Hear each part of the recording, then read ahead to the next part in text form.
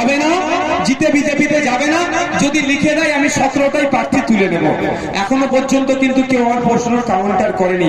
আজকে এখানে দাঁড়িয়ে বলছি, এই দক্ষিণ 24 পরগনায় আমরা 4টে প্রার্থী দিয়েছি। কালকে বলছি শওকত মোল্লা সাহেবকে বলছি, আপনি দায়িত্ব নেন, মমতা ব্যানার্জির কাছে খবর পাঠান, অভিষেক ব্যানার্জির কাছে খবর পাঠান। নওশাদ সিদ্দিকীরা বলেছে যে আপনাদের প্রার্থীরা জিতলে বিজেপিতে যাবে না, এটা লিখে সই করে দিয়ে দিন, এই 4টে প্রার্থী নওশাদ সিদ্দিকী তুলে নেবে। সহজ তো তাদের জন্য, তাহলে বিজেপি আসবেই না তাদের ভাষাতে। যদি ওরা বলে আমরা ভোট কেটে নিয়ে আসছি, তাহলে আসবেই না, উল্টে আমি তৃণমূলের হয়ে প্রচার করবো। কিন্তু একটা শর্ত আমার থাকবে, লিখে দিতে হবে মমতা ব্যানার্জিকে, যদি একটা প্রার্থী দল চেঞ্জ করে তাহলে মমতা ব্যানার্জি পদত্যাগ করে সরকারটা ভেঙে দেবে। করবে না, কারণ কি জানেন, অত বিশ্বাস মমতা ব্যানার্জি রাখতে পারছে না। কারণ অনেক অ্যাক্সিডেন্ট দেখলাম, নন্দীগ্রামের কথা বললো, তাকে নাকি মেরে ফেলার চক্রান্ত হচ্ছিল, কিন্তু কে মেরে ফেললো তার মুখটা আমরা এখনো দেখতে পেলাম না, কে হামলা করলো। তারপরে বর্ধমানে যাচ্ছিল, 200 স্পিডে গাড়ি নাকি ধাক্কা মেরে দিচ্ছিল। তারপরে শেষে যেটা দেখলাম, ওনার কপাল ফেটে গিয়ে রক্ত বার হচ্ছিল, এসএসকেএম এর সিটে বসে ছবি শুয়ে তার ছবিটা শেয়ার হচ্ছে। তো আপনাদের বলে রাখি ভাই, এই আমার পিএসও আছে ইনি, তো জেট ক্লাসে আরো ভয়ঙ্কর ব্যাপার, এই যে আপনার সামনে আছেন ভেস্তে দিত না, জেট ক্লাস যেটা সিএম, আরো বেশি সিকিউরিটি। তার বাড়ির মধ্যে কে ধাক্কা মেরেছে মমতা ব্যানার্জি এখনো জোর গলায় বলতে পারলো না, তার কপালটা কি করে ফাটলো। যদি তার বাড়ির কথা না, তার বাড়ির প্রতি তার কনফিডেন্স না থাকে, সেই 42টাকে কনফিডেন্স রাখতে পারবে? এই মিস কল মারা তৃণমূলের প্রার্থীদেরকে আগে বর্জন করুন।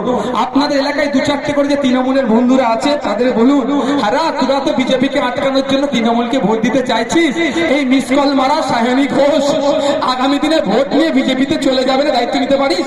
কারণ ও তো দুর্নীতি করেছে বলে তাকে নাকি ডাকছে, ও কালকে বিজেপিতে চলে যাবে। ওগুলোকে বলুন যে তোদের 3-4টে করে ভোট আছে, সেটাও নষ্ট করিস না, আই আমাদের আইএসএফ এর পক্ষে দে, তোদের ও কথা বলবে, তোকে দেশ থেকে না তারা এনআরসি করে, তাই এনআরসি বাতিলের জন্য চিৎকার করবে পার্লামেন্টে। সকলে ভালো থাকবেন, সুস্থ থাকবেন, আস্তে আস্তে বিদায় নিন ভাই। এখানে আমার মনে হয় মিডিয়া সাংবাদিক বন্ধুদের কোনো কোশ্চেন আছে নাকি? আর একটা কথা, শাহজাহান শেখ সন্দেশখালীর মুকুটবিহীন সম্রাট শাহজাহান শেখ, মুকুটবিহীন সম্রাট, আজকে না সে কি করছে জেলের ভাত খাচ্ছে আর কাঁদছে। তাকে বলা হয়েছিল, আমি যতটুকু খবর পেয়েছি, তুই ধরা দে। শুনলাম এটাও সূত্র মারফত খবর পেলাম, বলেছিল আমি সুসাইড করে নেবো, আমি আত্মহত্যা করে নেবো, নিজের গর্দান নিজে কেটে নেবো, কিন্তু ধরা দেব না। কিন্তু ওকে বোঝানো হয়েছিল তুই ধরা দে, 1 সপ্তাহের মধ্যে তোকে বার করে নেবো। আমি আপনাদেরকে বলে যাই, কত সপ্তাহ ওকে এখন জেলে থাকতে হবে আমি গুনে শেষ করতে পারবো না। তো শওকত মোল্লা সাহেব আর আপনার এখানে যারা কাইজার টাইপের আছে, আরাবুল সাহেব টাইপের আছেন, আর যারা এখন হই হই করছেন, আমি আবারও বলছি সৌজন্যতার রাজনীতি করুন, যাকে যার ভালো লাগবে ভোট দেবে। এই ভোটের জন্য মারামারি হানাহানিতে জড়াবেন না। দিনের শেষে আরাবুল সাহেবই জেল খাটবে, দিনের শেষে কাইজার সাহেব যাবে, দিনের শেষে শওকত সাহেব যাবে, আর বড় নেতারা এসি রুমে বসে থাকবে। তাই আপনাদেরকে সতর্ক করে যাচ্ছি, কোনো বেটা বাঁচাতে পারবে না জেলের ভাত খাওয়া থেকে, কোনো বেটাকে বাঁচাতে পারবে না। যদি এত সাহস থাকে, শওকত মোল্লা সাহেবকে বলবো, আপনার মমতা ব্যানার্জি যদি আপনার হয়ে কথা বলে, আপনার নামে যে নোটরিয়াস ক্রিমিনাল লেগে আছে, আজ 3 বছর হতে যাচ্ছে, এটা তুলতে পারলেন না কেন মমতা ব্যানার্জিকে দিয়ে? অত সহজ নয়। মমতা ব্যানার্জি নওশাদ সিদ্দিকীর সাথে লাগে না, মাইকে অনেক কথা বলে বারবার বিজেপির টাকা নিয়েছে। আর আমি বলি, মমতা ব্যানার্জি যদি সাহস থাকে, কত টাকা নিয়েছে একবার বলে দেখা। যেমন শওকত মোল্লা একবার মুখ ফসকে বলেছিল, ওকে কোর্টে নিয়ে গিয়ে বসিয়ে রেখে তাকে জামিন নিতে বাধ্য করেছি। মমতা ব্যানার্জিকেও দেখবেন আগামী দিনে কোর্টে যেতে হচ্ছে। ওদের নেত্রী আমার সাথে লাগে না, শুধু বলে বেড়ায়, কি বলে বিজেপির কাছ থেকে টাকা নিয়েছে। আর আমি কি বলি, কত টাকা নিয়েছে এটা বলুক, কত টাকা নিয়েছে একবার বলুক, এই বেশি কিছু বলতে হবে না, চাই 10 টাকা হোক আর যতই বলুক, শুধু সংখ্যাটা একবার বলুক, একবার বলে দেখতে বলবে, বলবে না। ও জানে নওশাদ সিদ্দিকী 5 টাকার পেনের এমন খোঁচা দেবো, আমি মুখ্যমন্ত্রী তো কি হয়েছে, আইনের ঊর্ধ্বে কেউ নয়, দেশের মুখ্যমন্ত্রী এখন জেলে আছে, তাহলে ওনাকেও জামিন নিতে হবে। বুঝতে পেরেছেন?